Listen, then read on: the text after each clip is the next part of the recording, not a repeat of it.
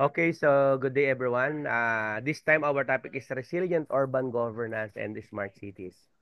Resilient of urban governance refers to the capacity of the city governments to anticipate, prepare for, respond to, and recover from various shocks no, and stresses, ranging from the natural disasters to pandemics and socioeconomic disruptions. In the Philippines, no, where cities like Manila, no, Cebu and Davao face threats such as typhoon, flooding, earthquakes, and overpopulations, resilient governance is not just ideal, it is necessary. So effective urban resilience planning include risk mapping, participatory urban planning, and multi-sectoral collaboration. For instance, after the Typhoon Yolanda, no, yung Haiyan, no, Tacloban City improved its disaster preparedness through better infrastructure planning and citizen drills. Smart cities, no, meanwhile, utilize digital technology and data-driven solutions to enhance the efficiency of urban services, no, improve quality of life, and ensure sustainable development. In the Philippine context, no, Metro Manila has started integrating smart technologies through projects like the MMDA's traffic monitoring system, Pasig City, Pasig Pass, no, contract tracing apps, and Quezon City e-services for business permit. And this initiative reflect a growing recognition that technology can bridge services gaps and promote transparency in governance. And to give us more details about the topic, let us all welcome our presenter. Go ahead, ma'am. Good day, classmates. Good day, Doc Melo. I'm Christine Joy E. Romero from the Office of the Ombudsman. I, together with my partner, Ma'am Gemma Suarez, will discuss a topic that is becoming increasingly crucial in our rapidly evolving world, resilient urban governance and smart cities. But first of all, what is resilient urban governance and smart cities? First, resilient urban governance is the ability of urban areas to adapt, withstand, and recover from various challenges such as natural disasters, economic disruptions, and social issues. It focuses on building strong, adaptable systems that ensure cities continue to function effectively during crisis while also promoting sustainable growth. In simple terms po, resilient urban governance means making cities strong and ready to handle problems like floods, earthquakes, economic struggles, or social conflicts. It's about creating systems that keep the city running smoothly even during tough times and help it grow safely and sustainably. While smart cities, on the other hand, are urban areas that leverage digital technology, data analytics, and innovative solutions to improve city services, optimize resource use, and enhance the quality of life for residents. This topic will be discussed by my partner, Ma'am Gemma Suarez, later. Now, let's discuss po sa introduction to resilient urban governance and smart cities. So in as our cities continue to grow, we face significant challenges that test the strength and adaptability of our urban systems. Rapid urban growth demands innovative solutions to address issues such as natural disasters, economic downturns, and societal instability. Mas nagiging vulnerable po yung mga urban areas sa climate change, infrastructure strain, at social inequality, kaya't mas kailangan po ng resilient governance na kayang tumagal po at umangkop po sa mga ganitong panahon. To respond to these challenges, like natural disaster, economic downturns, and society instability, the concept of smart cities has emerged. Smart cities leverage digital technologies, data analytics, and creative solutions to enhance urban resilience, governance, and sustainability. Sa pamamagitan po ng mga intelligent infrastructure, real-time monitoring at data-driven decision-making, mas nagiging efficient po ang paggamit ng mga energy, mas namamanage po ang batas sa trapiko, mas ligtas po ang mga komunidad at mas mabilis po ang serbisyo sa mga mamamayan. However, building resilient and smart cities requires more than just technology. It demands effective urban planning and governance. This involves flexible planning and multi-level cooperation between various stakeholders, including governments, businesses, and civil society. Sa pamamagitan po ng kanilang pagtutulungan po, ang mga sektor na ito ay nakakabuo po ng mga policies na inclusive, sustainable at kayang tumugon sa mga pagbabago po. Uh, Advanced concepts in resilient urban governance is sustainable urban. Building resilient, inclusive, and sustainable cities over time requires taking a long-term approach that consider the interaction between urbanization, climate change, population increase, resource constraint, and social inequality. The following are the concepts in resilient urban governance and sustainable development. In sustainable urban development, it is the need of striking a balance between social justice, environmental sustainability, and economic development in urban planning and management. Adopting laws and practices that support resource efficiency, lower greenhouse gas emissions, preserve natural ecosystems, and improve resident quality of life also guarantees that development is fair and inclusive and benefits to all members of the society. Ang examples po nito ay yung Green Building Code or ito po yung pagtataguyod po ng mga gusaling matipid sa energy at tubig gamit po ang mga eco-friendly materials. Another example po yung Marikina River Park. Ito po yung pagpapaunlad ng mga parks po sa Marikina at green spaces para po mabawasan po yung pagbaha at mapabuti po ang kapaligiran. Another po yung bus rapid transit or BRT systems. Mas napapabilis po at eco-friendly na papubliko transportasyon sa Cebu at Metro Manila. At yung isa pa po ay yung Balik Probinsya Bagong Pag-asa Program. Ito po yung paglipat po ng mga tao mula sa lungsod patungo po sa probinsya upang bawasan ang masyado pong crowded po dito po sa city po. Next po is social justice and inclusivity. This is putting in place laws and initiatives that guarantee that all citizens have equal access to reasonably priced housing, education, healthcare, transportation, and other necessities, and lessen differences in access to resource, opportunity, and services. Example po nito, yung 4Ps po na tinatawag or Pantawid Pamilya Pilipino Program. Ito po yung tulong pinansyal para po sa edukasyon at kalusugan ng mga kababayan po nating may hirap po.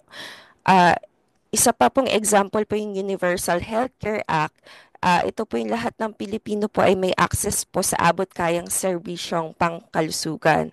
Yung another example po, yung sinabi po kanina po ni Doc, yung Magna Carta po for persons and disabilities po. Ito po yung pantay na access po sa transportation, education at trabaho po para po sa mga PWDs. Meron din po tayong Solo Parents Welfare Act. Ito po yung suporta po sa mga solo parents po para sa education at kabuhayan, and another po yung gender and development programs. Ito po yung pantay na opportunity po para sa kababaihan at marginalized sectors. Next is climate change and resilience. This includes determining and resolving how climate change affects cities, including heat waves, extreme weather, and sea level rise, and putting policies in place to lower greenhouse gas emissions and strengthen resilience to risks associated to climate change and safeguard vulnerable population and ecosystems. Ang examples po nito, yung encouraging small mixed-use transit-oriented development patterns that lessen sprawls, lessen reliance on cars, and encouraging walking, cycling, and public transit as sustainable forms of mobility, giving priority to pedestrians and bicycles, establishing green walkways and public areas, and funding public transportation infrastructure to provide accessibility and connectivity inside cities. Next is technology and innovation. It is used to solve urban issues and raise the effectiveness, efficiency, and inclusivity of urban governance procedures. This might be using artificial intelligence, data analytics, and digital technology to improve public involvement and decision making, monitor and control urban processes, and maximize resource allocation. For example po nito, yung sa MMDA traffic monitoring system, gumagamit po sila ng mga CCTV cameras, GPS at data analytics para po masubaybayan po yung trapiko sa Metro Manila at makapagbigay po ng real-time update sa atin. Next is another example is Quezon City e-Services. Ito po yung online platform para sa mabilis na pagproseso po ng mga business permits, tax payments, at iba pa pong lokal na transaction po na hindi na kailangan pumunta po sa mga opisina. Next concept is economic prosperity and job creation. Supporting small and medium-sized businesses, encouraging green sectors and clean technology and funding workforce training and skill development are some ways to make sure local have the information and abilities they need to thrive in the economy of the 21st century. For example po nito, meron po tayong Go Negosyo Act under RA 10644. Ito po yung nagbibigay po ng support sa mga micro, small, and medium enterprises sa pamamagitan po ng libreng mentorship, training, and access sa puhunan. Another example po yung TESDA Skills Training Programs. Ito po yung nag-aalok ng mga libreng technical po at vocational courses upang palakasin po yung kakayahan po ng mga Pilipino sa iba't ibang larangan tulad po ng welding, programming, at agriculture. And another example po, yung Build program po, ito po yung malaking mga projects po na infrastructure na nagke-create po ito ng mga libo-libong trabaho po sa mga sector ng construction at ibang urban development. At yung isa pa pong example po, yung katulad po kanina po, yung Balik Probinsya Bagong Pag-asa program at nagbibigay ng trabaho at kabuhayan sa mga probinsya upang bawasan po yung crowded area po dito sa Metro Manila. And lastly po, yung multi-level governing frameworks po, it is the cooperation and coordination among several levels of government as well with non-governmental institutions. Multi-level governance establishes channels for communication, collaboration, and shared decision-making to successfully solve urban issues because it understands that these issues are complicated and call for the combined effort and shared accountability of several stakeholders. Ang example po nito, yung katulad po nung pandemic po, meron po tayong IATF at sa non-governmental institutions po, yung ating mga private hospital, medical association, sila po yung nagtutulungan po para po labanan po yung COVID-19. Another example po, ito pong MMDA po, sila po yung nagko-coordinate ng governance sa pagitan po ng mga cities po dito sa Metro Manila para po i-manage po yung trapicos, solid waste management at disaster response. And yung kanila pong kapartner, yung mga private waste management companies, environmental non-government office po. And yung isa pa pong example po yung Local Disaster Risk Reduction and Management Council.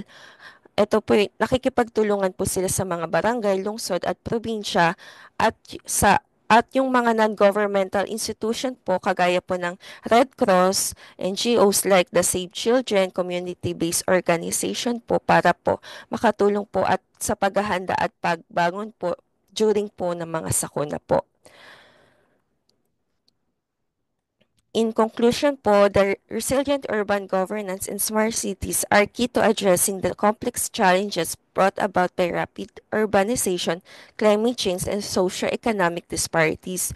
Through innovative technologies, sustainable urban planning, and multi-level governance, cities can be more adaptive, inclusive, and efficient.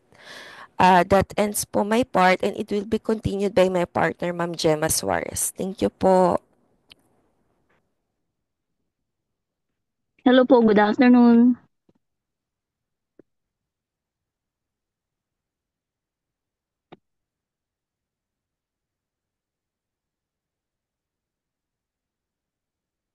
Hello? Hello po. Hello, good afternoon. Yes, Yes, ma'am. ma'am. Ay, sorry, Prof.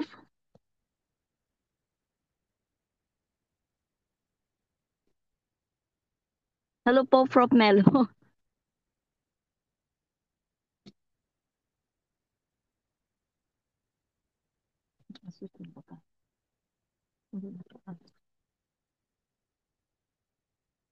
Good afternoon. Sorry. Good morning pala. Good morning, Prof. Melo.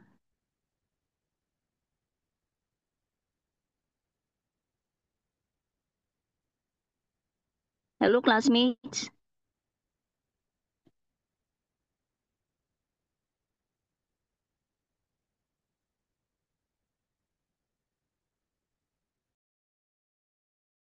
Good afternoon, Prof. Good morning. Prof. Melo, hello. Good morning.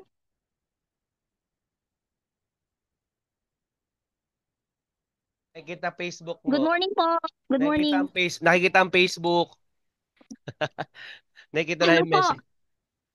Okay, Doc, sorry po